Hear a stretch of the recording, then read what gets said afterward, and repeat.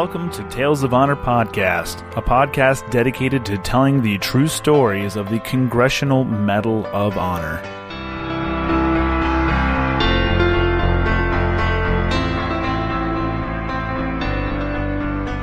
Hello and welcome back to Tales of Honor Podcast, or welcome if it's your first time.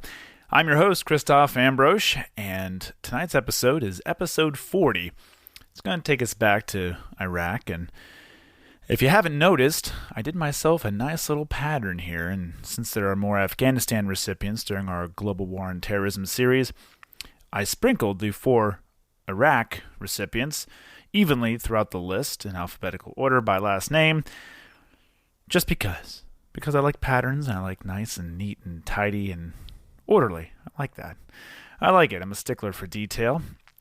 Just like our sponsor tonight, who's going to be bringing you this episode, it's Sunrise Linens. You've heard me talk about them before, and they just had a little bit of a vacation out west, and they're back. They're back to making quality, handcrafted, vintage vibe clothing, and they're locally made right here in the US of A, right over in Bethlehem, Pennsylvania, and go on to their store, etsy.com/shop/Sunrise Linens.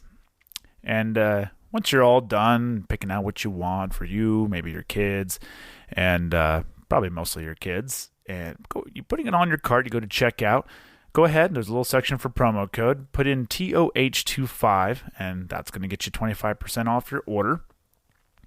And you could be like me, and you could follow them on all social media, Facebook and Instagram, and you'll see any new patterns, designs, ideas that are coming out with. Now we're definitely deep into fall here, and Halloween's right around the corner.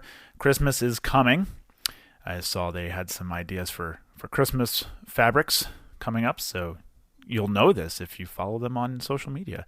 And who knows, maybe they'll have some deals that they'll post up too. There's only one way to find out, and that's to follow them. Sunrise Linens for nostalgia and wandering. And now, a tale of honor. Paul R. Smith was born on the 24th of September, 1969, in El Paso, Texas. Him and his family moved to Tampa, Florida when he was 9 years old, and Paul enjoyed football, skateboards, and bikes. He grew fond of carpentry in high school, and he also grew to like working on cars.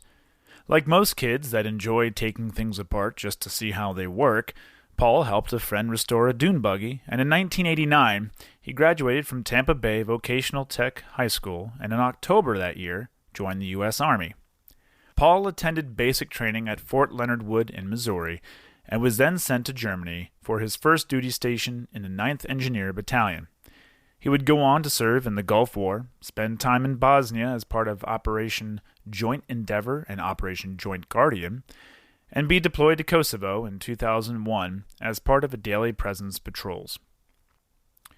Paul completed the Advanced Non-Commissioned Officer course and was promoted to Sergeant First Class in 2002. In 2003, the U.S. was invading Iraq, and Paul was assigned to B Company, 11th Engineer Battalion, 3rd Infantry Division. B Company was supporting the 2nd Battalion of the 7th Infantry during their trek across the Euphrates River and to Saddam International Airport in Baghdad. It was Paul's actions on the 4th of April, 1 mile east of the airport, that earned him the Medal of Honor. The citation reads, Sergeant First Class Paul R. Smith distinguished himself by acts of gallantry and intrepidity above and beyond the call of duty in action with an armed enemy near Baghdad International Airport, Baghdad, Iraq, on April 4, 2003. On that day, Sergeant First Class Smith was engaged in a construction of a prisoner of war holding area when his task force was violently attacked by a company-sized enemy force.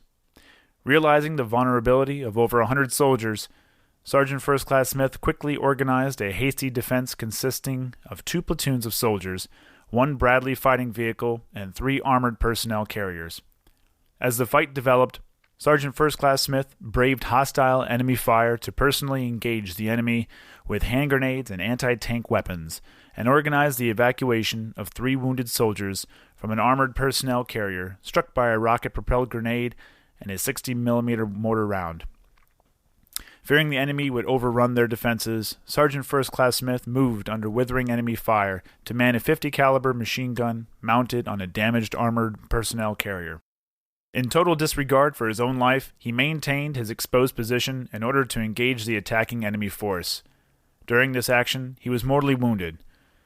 His courageous actions helped defeat the enemy and resulted in as many as 50 enemy soldiers killed, while allowing the safe withdrawal of numerous wounded soldiers.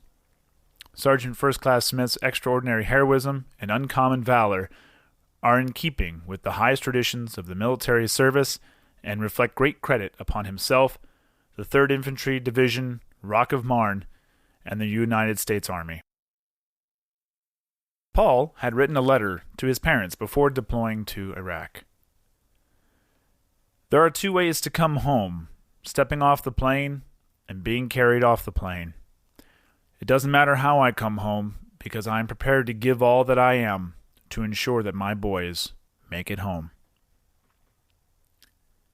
Because of his actions, he made true on that statement and saved the lives of almost 100 other soldiers and allowed for the mission to continue. Paul was cremated, and because of his love for fishing, his ashes were scattered in the Gulf of Mexico, where he fished. Exactly 2 years after his death, Paul's son, David, received his father's Medal of Honor from President Bush in a ceremony at the White House, along with the newly approved Medal of Honor flag. Paul R. Smith has a memorial marker in Arlington National Cemetery in Arlington, Virginia, Section MD, Grave 67. And that was a Tale of Honor. Thank you very much for listening to Tales of Honor podcast, and if you like this podcast, please be sure to leave a real nice review, a good rating, and tell a friend, tell your family members, tell your coworkers.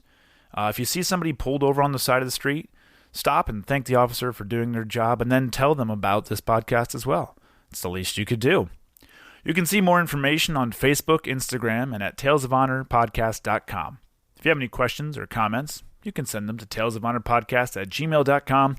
And until next time, I'm Christoph Ambrosch. Thanks for listening.